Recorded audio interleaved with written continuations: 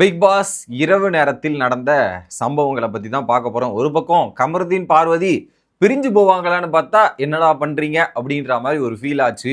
இன்னொரு பக்கம் கானா வினோத் ஒரு தெளிவாக தான் இருக்காரு. கமருதீன் கிட்ட போய் பல விதமான அட்வைசஸ் சொல்லி கொண்டு இருக்கிறார். இன்னொரு பக்கம் கமருதீன் கிட்ட அவங்க ஃப்ரெண்டு ஒன்று சொன்னார்ல, அதை எடுத்துகிட்டு போய் பார்வதி கிட்ட சொல்கிறாரு. அங்கே ஒரு கேங் இப்போ அஃபிஷியலாக 2 கேங்காக தான் இருக்காங்க. அதை பற்றியும் பார்க்க போகிறோம். அன்அஃபிஷியல் ஓட்டிங்கில் யார் யார் எந்த இடத்துல இருக்காங்க அப்படின்றதையும் கொஞ்சம் டீட்டெயிலாக பார்த்துடலாம். சேனலுக்கு புதுசாக இருந்தீங்கன்னா சப்ஸ்கிரைப் பண்ணிடுங்க. வீடியோ பார்க்குற அனைவருமே மறக்காமல் லைக்கும் ஐப்பும் பண்ணிங்கன்னா அந்த வீடியோ பல பேருக்கு போய் சேர்ந்துடும். ஓகேவா? First there is a group. ஒரு 5 பேர் என்ன பண்ணிட்டாங்க, பார்வதி, கமருதீன், கானா வினோத், அமித் மற்றும் சாண்ட்ரா இவங்கெல்லாம் கார்டன் ஏரியாவில் உட்காந்துட்டு பார்வதியின் அம்மா கிட்ட பேசும்போது அழகாக ஒரு விஷயத்தை வந்து உடைக்கிறார். யாரு? கமருதீன் அவர்கள்.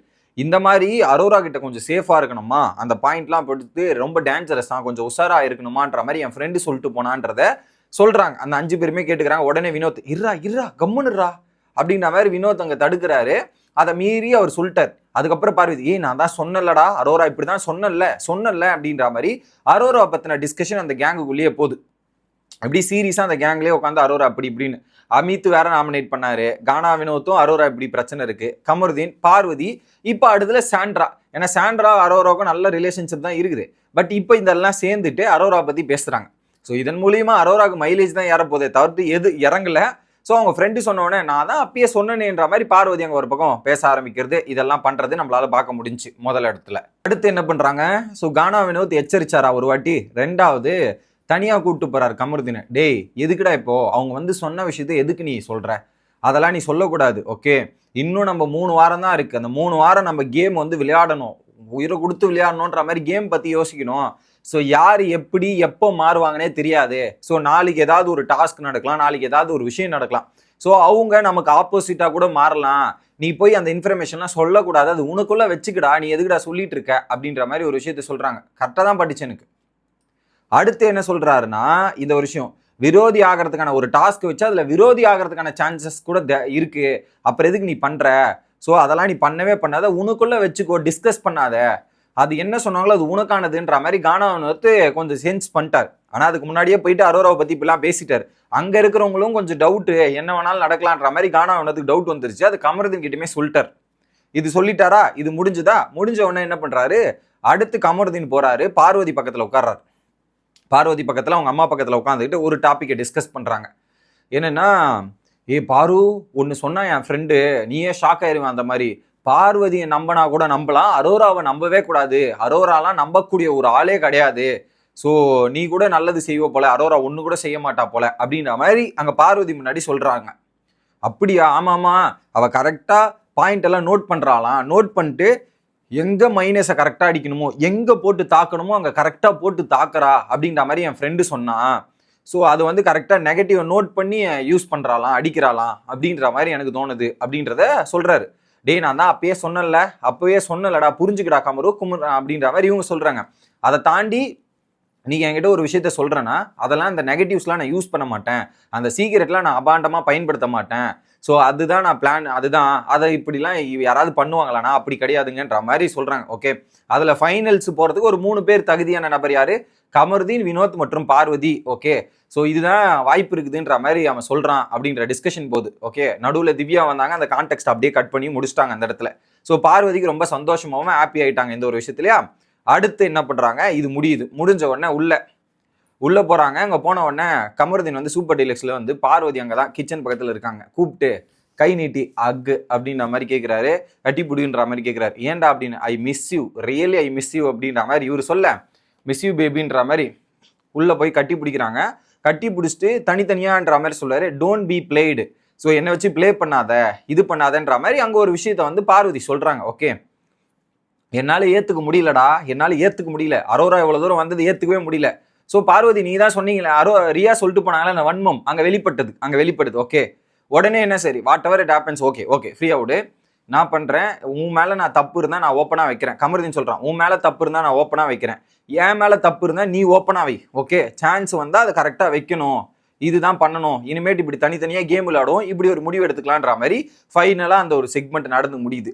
இதுல இன்னொரு குற்றச்சாட்டு வேற அரோரா மேல வச்சாங்க பார்வதி. என்னன்னா, எங்களுக்கெல்லாம் கொஞ்சம் கேம் டஃப்பாக இருந்தது. அரோராக்கு என்னென்ன இப்படி வச்சு கப்பு வைக்கிற மாதிரி கேம் வச்சிருந்தாங்க. என்னங்க இது அவ்வளோ கஷ்டமா இருந்துச்சுங்க அந்த கேமு, இப்படிலாம் பண்ணலாமாங்க, இதெல்லாம் சரியாங்கன்ற மாதிரி உட்காந்து அந்த கேமை கொண்டு குறை சொல்றீங்களே. ஆக மொத்தத்தில் உங்களுக்கு ஏதாவது இன்ஃபர்மேஷன் வேணும்னா அரோராவோட ஃப்ரெண்டு ரியா வேணும், இல்லைன்னா அரோராக்கு ஆப்போசிட் வந்தால் இந்த இன்ஃபர்மேஷன் தேவை. என்ன இது கமருதீன் வச்சு பிளே பண்ணுறான்னும் போது எக்ஸாக்ட்லி வாட் இஸ் திஸ் அப்படின்னு பேசுனீங்க. கடைசியில் இப்பயே கமருதீனை கிட்ட உட்காந்துக்கிட்டு என்ன பண்ணுறீன்னு தெரியல. அதில் குறிப்பாக இந்த கட்டி பிடிச்ச மேட்டர் அவங்க அம்மாவுக்கு தெரியாது. அவங்க அம்மா கார்டன் ஏரியாவில் இருந்த டைமில் அதை பண்ணியிருக்காங்க. பார்த்துருந்தா என்ன சொல்லியிருப்பாங்களோ ஏது சொல்லியிருப்பாங்களோன்றது நமக்கு தெரில. இது ஒரு பக்கம். ஓகே, அடுத்ததாக ஸோ இது unofficial voting analysis, official voting இன்னைக்கு கிடைக்கல. ஓகே, ஸோ அதில் வினோத் அவர்கள் முதலிடத்தில் 24.01 1,45,000 வாக்குகள். ஸோ வினோத் லீடு எடுத்திருப்பார். திவ்யாவை முந்தி வினோத் வந்து இப்போ கம்பல்சரி அஃபிஷியல் லீடு எடுத்திருப்பாரு.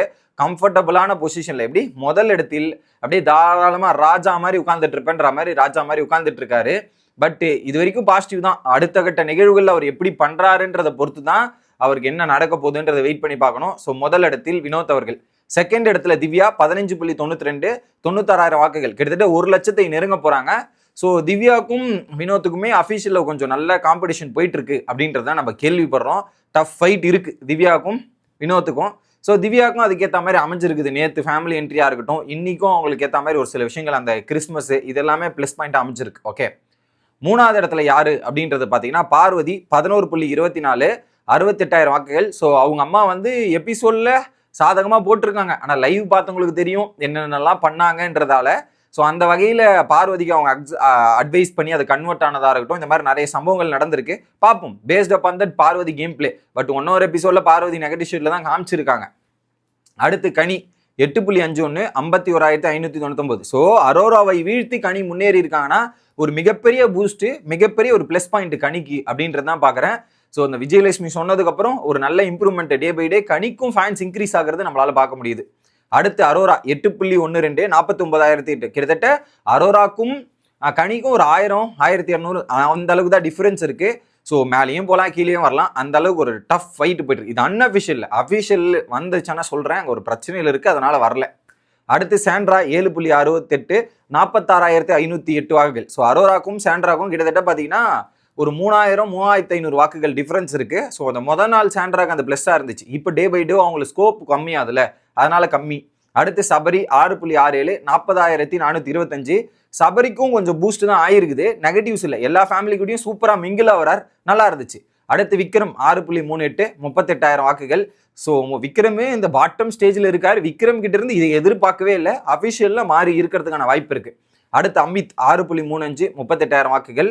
ஸோ அடுத்து சுபிக்ஷா 5.11 30,000 வாக்குகள். ஸோ சுபிக்ஷாக்கும் அமித்துக்குமே இருக்கிற வாக்குகள் டிஃபரன்ஸ் 8,000 வாக்குகள் டிஃபரன்ஸ் இருக்கு. அமித் மாற்றங்கள், ஒரு நாள் மாற்றம் இருந்துச்சு, ரெண்டாவது நாள் நோ மாற்றம் அப்படின்ற மாதிரி அமித் மாறிட்டார். சுபிக்ஷா எப்பவும் போல டேஞ்சர் ஜோன்ல தான் இருக்காங்க. ஸோ போற போக்க பார்த்தா இந்த வாரம் சுபிக்ஷா எலிமினேட் ஆகுவது உறுதி போல இருக்கே அப்படின்ற மாதிரி தான் நமக்கே தோணுது. ஸோ அடுத்த வீடியோவில் வந்து சந்திக்கிறேன். Bye guys.